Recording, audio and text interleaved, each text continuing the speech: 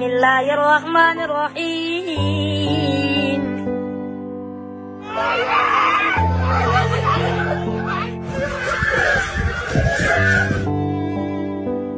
या नास वल्लाहि सूडान। अंधेरी रात है, आसमान पर धुआं छाया हुआ है, गोलियां हवा को चीरती हैं, बच्चे सहमे दरवाजे के पीछे कांपते हैं और एक सवाल दिल में कील की तरह धंस जाता है, क्या मैं जिंदा बच पाऊंगा? ये कोई फिल्म नहीं, ये सूडान है, ये अल्फाशिर है, ये हमारे दौर का सबसे होलनाक जिंदा इंसानी अलमिया है।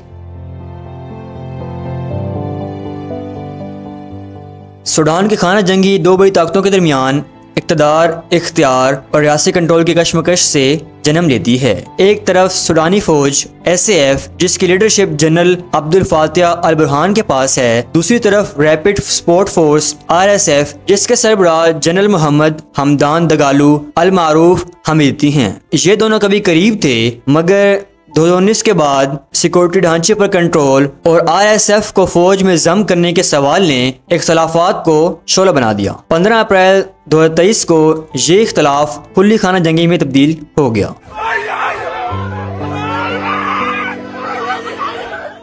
RSF को 2013 में सदर उमरुल बशीर ने दारफूर में बगावत दबाने के लिए तश्कील दिया।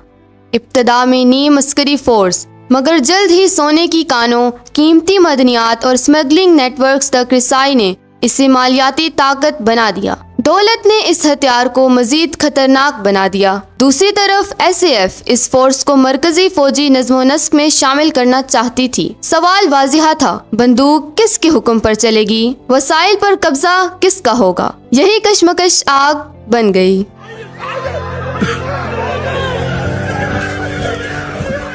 दारफूर खसूसन अल-फारिश इस जंग का मरकज बन गया। जियोग्राफी वस्त, सोने समेत कीमती वसाइल और इस पर कायम असर नफूज ने इसे फैसले कुन मैदान बना दिया। RSF ने बरसों में अपनी गिरफ्त मजबूत की और अल-फारिश को 18 माह तक मुहासरे में रखा। रास्ते बंद, खुराक और दवाएं रुक गई, लोग जानवरों का चारा खाने पर मजबूर हुए। फिर अक्टूबर में जब RSF ने शहर पर कब्जा किया तो जो हुआ वो इंसानी वकार की बदतरीन पामाली थी। घरों में घुसकर लोगों को निकाला, तशद्दुद, लूट मार, रास्तों में भागते शहरियों को गिराना और गोलियों से छलनी कर देना। शहर की गलियां दर्द की गवाह बन गई।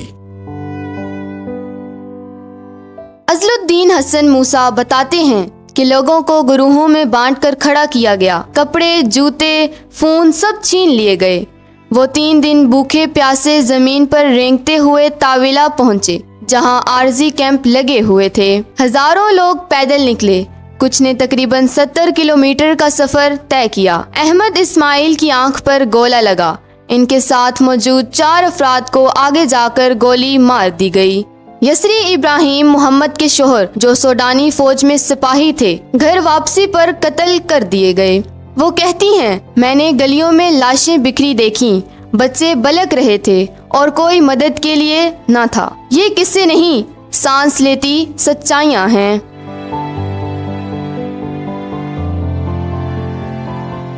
अक़वाम मुत्तहिदा के मुताबिक पिछले 2 साल में तकरीबन 40,000 जानें ज़ाया हुई, 1 करोड़ 20 लाख से ज़ायद लोग बेघर हुए। अल-फारिश के ही मरहले में सूडानी फौज तकरीबन 2000 हलाकतों की बात करती है, जबकि सूडान डॉक्टर्स नेटवर्क कम से कम 1500 अमवात का जिक्र करता है। सिर्फ 2 दिन में 26,000 से ज्यादा लोग पैदल तावेला पहुंचे, जबकि अंदाजन 1,70,000 अफराद अब भी अल-फारिश में फंसे हुए हैं। इससे पहले तवील मुहासरे के दौरान अल-फारिश के 12 लाख लोग महीनों तंगी में कैद हयात रहे। कुछ बैनुल अक़वामी अंदाजे इससे भी भारी तस्वीर बनाते हैं। 2,50,000 से ज्यादा अमवात, खर्तूम स्टेट में 61,000 से ज्यादा हलाकतें, जिनमें 26,000 बराह रास्त तशद्दुद का निशाना बने। 4 मिलियन से ज्यादा लोग बैरून मुल्क पनाह गुज़ीन और 30 मिलियन से ज्यादा इंसान भूख, बीमारी और नकल मकानी के खतरे में, जिनमें 15 मिलियन बच्चे शामिल हैं। ये दाद एक चीखती हकीकत सुनाते हैं। सूडान टूटती सांसों के साथ खड़ा है।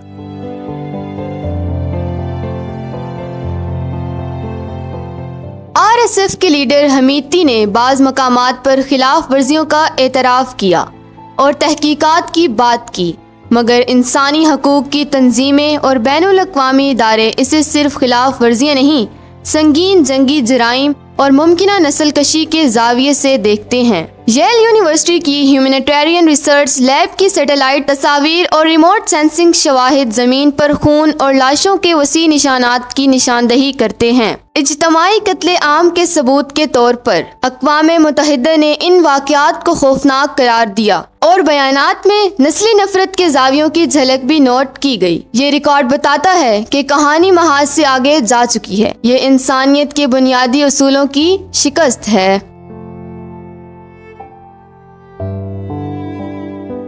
जंग ने सिर्फ बदन नहीं तोड़े, माशरा भी तोड़ दिया। हॉस्पिटल्स ढेर या नकारा हो गए, फील्ड क्लिनिक्स में जख्मियों का अनबार लगा मगर दवाएं खत्म, इमदादी रास्ते बंद या गैर महफूज। शुमाली कोर्डोफान के इलाके बूरा में रेड क्रॉस के 5 रजाकार हलाक और 3 लापता बताए गए। साफ पानी, खुराक और शेल्टर तक रसाई महदूद। औरत, बच्चा, बूढ़ा सब इस आग में जल रहे हैं। जब इमदाद की गाड़ी रुक जाए तो उम्मीद का पहिया भी जाम हो जाता है।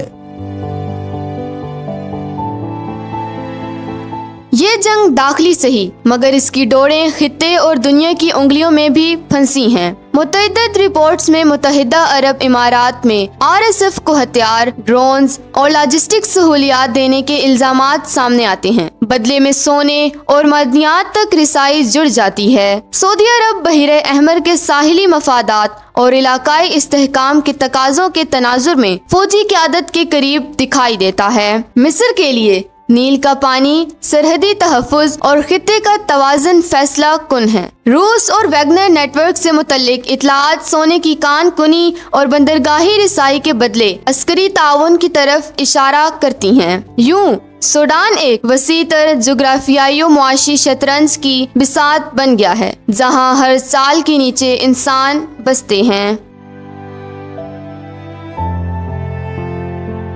अमेरिका, सऊदी अरब, मिस्र और मुत्तहिदा अरब अमारात समेत कई फरीकीन ने सालसी की। क्वाड प्लान सामने आया, 3 माह की जंग बंदी, 9 माह में सिविल इक़्तिदार की बहाली। बात कुछ बड़ी मगर जब अल-फारिश पर हमले हुए, मेजों पर रखे कागज लहू के छींटों में भीग गए। एतमाद टूटा, इमदाद की रसाई मजीद मुश्किल हुई और मुज़ाकरात का रिश्ता कमजोर पड़ गया। अमन की लकीर फिर धुंधला गई।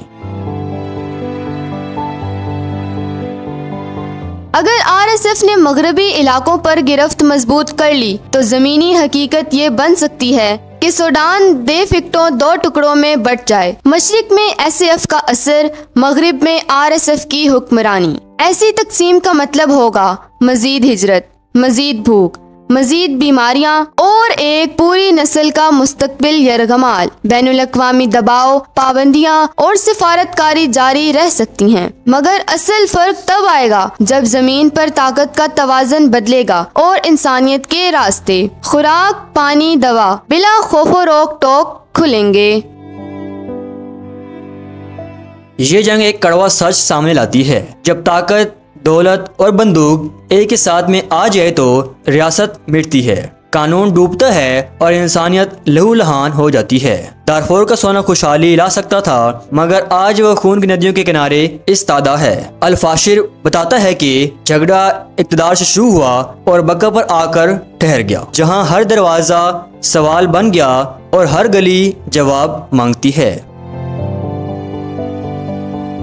सूडान के आसमान पर आज भी धुआं है। हर चीख, हर लाश एक ही सवाल करते हैं, इंसान कब इंसान बनेगा। ये सवाल अल-फाशिर की राख से उठता है, तावेला के कैंपों तक गूंजता है और फिर हमारे दिलों के दरवाजों पर दस्तक देता है। हम क्या करेंगे? खामोश तमाशाई रहेंगे या वो दुनिया बनाएंगे जहाँ बंदूकें खामोश हों और बच्चों की हंसी लौट आए?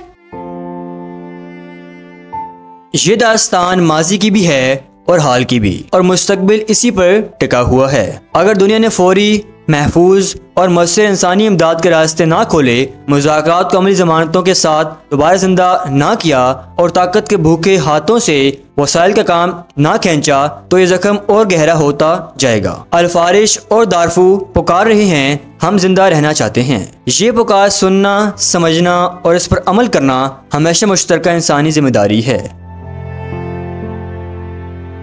ये कोई फिल्म नहीं, ये सूडान है। ये अल-फाशिर का सच है। और जब कोई शहर सच बनकर चीखे तो दुनिया को खामोश नहीं रहना चाहिए। आप देख रहे हैं AB न्यूज और मैं हूं आपका मेजबान मोहम्मद अरसलान। और मैं हूँ सादिया शेर।